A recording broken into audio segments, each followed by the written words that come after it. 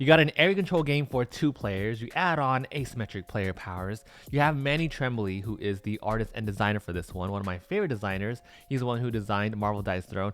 And you add on Chip Theory's level of production. Oh my god, y'all. Hello everyone and welcome back to the Wolf Pack. Today we're talking all about Wroth. So let me give you some details about this game, and then at the very end I want to tell you some highlights and maybe like 1 or 2 things that I'm a little unsure about this game. But let's go ahead and tell you about Wroth first. Now in Wroth, you're playing as an asymmetric warring faction that's pretty much just out for blood. Your goal is to fight for area control and be the first one to hit 40 victory points. Here's how the game works. Phase 1, spoils. So here is the general map layout of the board, and you'll notice how they all have these little region tokens that are little chips, and some of them have rewards on them. If you control that particular region, then you're going to gain that reward for this round. Typically in the first round of the game, you of course don't have pretty much any areas you control because we all start off in a designated zone. But once you go to round 2, then that's when you start collecting spoils. You have mining, which allows you to gain Cora, and Cora is the currency of the game. This star symbol is extend, which means you can deploy 2 of your troops because this is your player board here, and everyone has their own set of troops in this top right corner. So you can deploy 2 of your troops to anywhere you have troops onto the board. That right there is extend. The region in the bottom right corner actually on the board here is called maneuver. And what maneuver allows you to do is to take 2 troops from any region and move them to an adjacent region. Every region has a number label, so you can see how this entire circle area is actually one region. Battle allows you to add 1 attack to an adjacent region, so then I can kill off this 1 troop over here, and when troops get attacked from battle, then they will get removed permanently from the game. So that's phase 1, spoils, which is where you collect stuff where you are, and it gets randomized too, so the map is always going to be different, and these chips are going to be in different places. There are also some chips that are off the board that don't get used in the game. Phase 2, laying groundwork. Think of this as like your upkeep phase where you're going to gain 1 Cora. Again, that's your currency for the game. You can add this onto your player board, so everyone gains 1 of those. And then you also get to deploy 2 troops that you have onto your deployment zone. And lastly, you can also roll this, which is called an all-seeing die. We'll talk about it more in a second, but it pretty much gives you a bonus action on your turn. Phase 3, the draft. Here's where things get a little more exciting. So now we're going to roll all of these black dice. These are your action dice. So once you roll all these dice, I'll roll them in 2 groups. Now in turn order, you're going to draft 1 die at a time until everyone has 2 dice. But here's the kicker, and here's the part where I think it's super important to mention. And that is, whoever's in last place gets to draft 1 extra die. That's a big deal, and I feel like that rule is so impactful because whoever's in last place, it really brings them up, and it's a great catch-up mechanic because adding that 1 extra action that you get to play with, it's a game changer too. So everyone gets to draft 1 die at a time, just like that. Now we go into phase 4, actions. Here's where the heart of the game lies. So here's where all the fun begins. Now, with those action dice, the person in turn order with this first player marker is now going to take an action with a die. So we take turns using 1 die, and the next person goes using another die. And there are also some other additional actions that you can take too. But first, your action dice. Now you know what a majority of these do already. 1 action is battle. This die allows you to mine exactly the same as before where your region was, so that allows you to gain 1 Cora. Now the question is, well, what do you do with Cora, Tim? Well, here's a really cool part of the game. Now Cora is what you're going to use to buy your elite troops, and everyone has a different set of elite troops on their player board. As an example, you have like the Vena who can summon cauldrons, which allows you to respawn troops, and hags that pretty much reflects damage. You have the Ruinin. Think of these as your dwarves that can actually mount up and summon rams that can push back other people and deal damage to them. You have Stoics, which are very defensive and hard to take down. Ooglins are your orcs that have parasites that can deal damage over time. Every faction has like 2 to 3 elite troops that you can buy. Gotta roll up my sleeves because it's getting real serious now. Okay, now extend. We know how that works already. Deploy 2 troops from your player board to a region that you occupy. Battle deals damage to an adjacent region. So if I was blue and I'm attacking red, then 1 of these troops would be destroyed immediately and removed from the game. All of these little hexagonal towers, these only have 1 health, and once they are destroyed, then they're gone. And the last action that we haven't talked about yet is Exodus. Exodus allows you to move all your troops from one region and move them to an adjacent region. That's a big deal because then you can move hordes of your armies across all at once. Now, I know what some of you may be thinking, Tim, I can't take myself seriously. Tim, there's so much dice rolling. How can I even control this if there's so much randomization? I need strategy. Well, you can actually spend 2 of your dice at once to use a wild action. And when you use that wild action, if you look over here at the victory point track, at the top of this victory point track, you can take any action that isn't already covered. But once you use that action, like let's say I use Exodus, then Exodus will be covered up and the other 4 will now be available. And I think that's really cool because then you can't just keep doubling up on your actions and you really have to plan out what your wild actions are instead of someone like capitalizing on the same wild action over and over again. And then as like a plan B, one of your default actions is to actually just spend a die to get a troop on your board. So just in case you don't want to use any of your action dice, just in case you can't use a wild action, at least you have that default action to use. Now on top of your 5 available actions, because the skull is doubled up on this die, which makes it 6.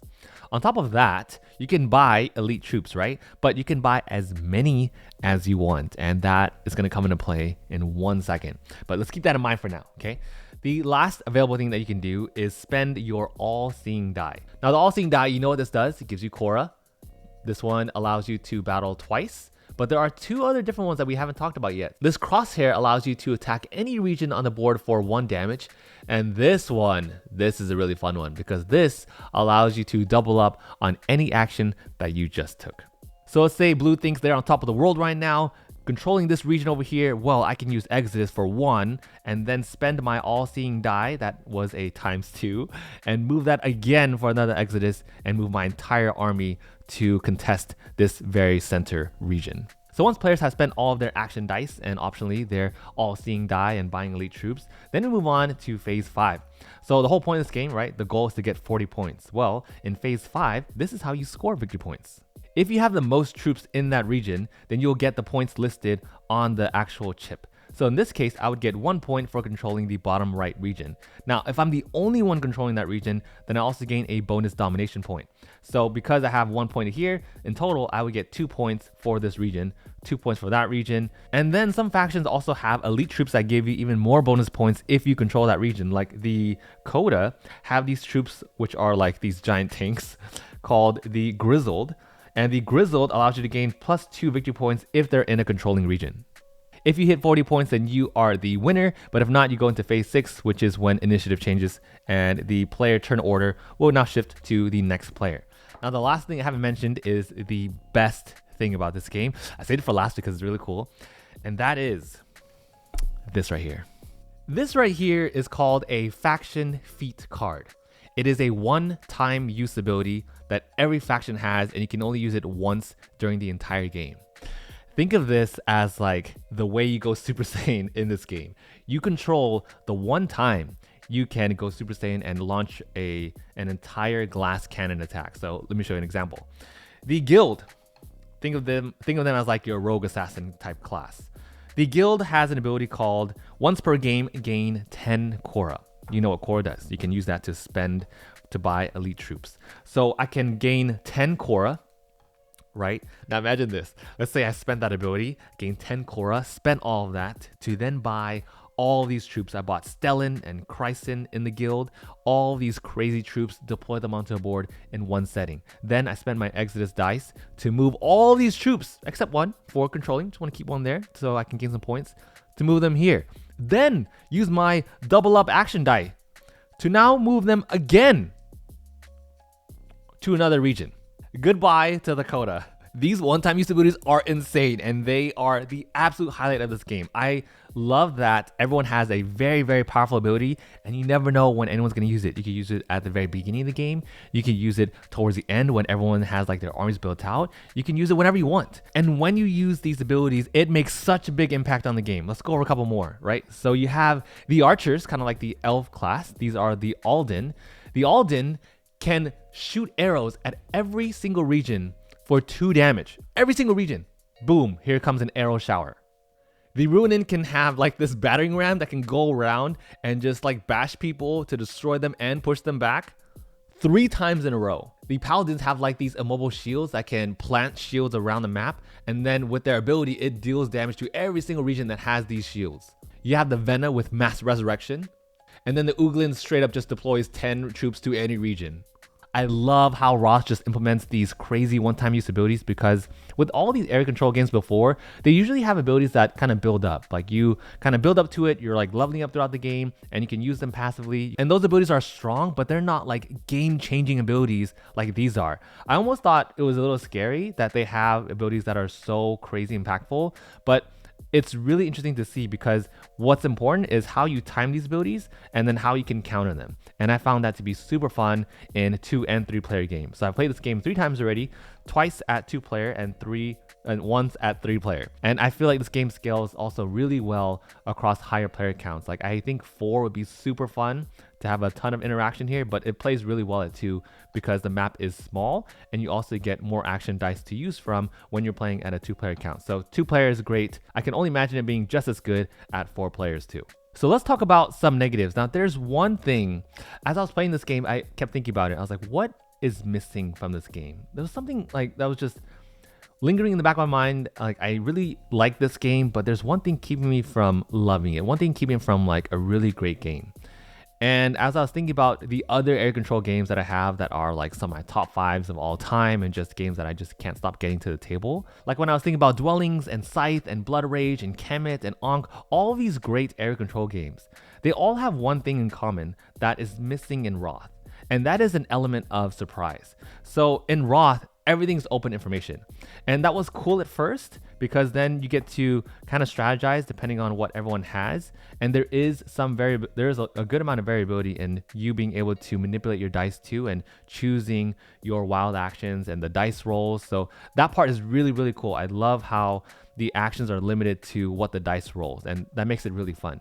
But I feel like there's some hidden information that we should all have that makes an area control game that much more riveting and surprising and keeps you on your toes. Aside from that one-time use ability, like once that's done, like it's over, right? So you lose that spike that you get after using that ability. And even if like I've tried actually on purpose to see how it was to use the ability at the very beginning of the game, it was super fun at first and it kind of just plateaued, and it wasn't bad, right? So the gameplay was still great, it was still elevated and it was still up there, but I needed like one more or like a couple more just like mini spikes to get me all the way towards the end of the game.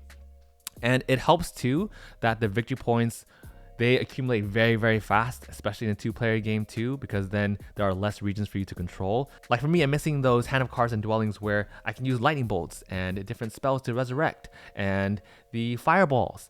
Or in Kemet, I don't have even though we all have the same hand of cards, you don't necessarily always know what everyone's gonna play. So there's like the one thing that I feel like is keeping Roth from being great, and why I can see it staying on my shelf more often than it being on my table. And don't get me wrong, I would easily back this game. Like I will be backing this game and I will be getting this for sure to the table. I just feel like that frequency is a little bit lost because it is missing that element of surprise that I'm craving in these other area control games. And the last negative thing for me are the troops. So again, please make sure you know that this is a prototype, and I honestly have like zero doubt that chip theory is going to probably fix this or address this later on. But your troops are these tiny little hexagon plastic cylinders, right? And the thing is, if everything was like that already, then I don't think it would be as big of a deal. But because everything else is super premium, right? You have these neoprene boards, the artwork is super vibrant and beautiful. You have all of these beautiful chips in these regions and heat printed dice, and even these cars, like the texture on these cars are so satisfying. They're like this super matte feel to them because everything else is premium. And then you have these lackluster, very lightweight troops, like abstract component troops. I feel like this brings down everything else a little bit, because these components are the ones you handle the most, and if they're acting as troops, they don't really feel like troops. At least with the dice, they have different symbols on them, so it feels like you have these really strong elite warriors. But I'm hoping like by the final production, these troops are something much cooler. It would be awesome if it's feasible to have them unique sculpts, like even like the point markers on Blood Rage, if they have those mini tiny sculpts to use to move them around the board, it makes such a huge deal. And I feel like it is important because this is a very tactile game, right? You have all these troops moving across the board, you're constantly handling them, and I would love to see troops have a much more premium feel like how everything else has. Am I worried about it? No. Is it a deal breaker for me? Absolutely not. I mean, Chip Theory always puts on a beautiful production for this, so I wouldn't be surprised if they have something up their sleeve for the troops as well. So it would be nice. It would be a nice gesture if you're constantly playing with an air control game just like this. With that said, Wroth is a game that I'm definitely backing for sure. I love these one-time use abilities. I love the air control and how much confrontation that you get. There's so much fun strategy, the variability that you get in the dice and being able to manipulate them to get wild actions too for your victory point markers, and the way like no one is left behind here. I'm excited to be adding Roth to my roster of air control games. And yeah, I can't wait to see what they have in store for maybe some more potential factions, but what you get already is a ton of different unique playstyles to begin with. So with that said, if you have any questions about Roth, let me know down in the comments below. I'd love to hear your thoughts about this. Is this a game that you think you're going to be backing? Is there something that you're worried about? I want to hear them all in the comments below. And if you made it here to the very end, let me know which one of these factions are your absolute favorite. I'll put them up right here so you can have a glimpse at each one, and I will see you all in the next one.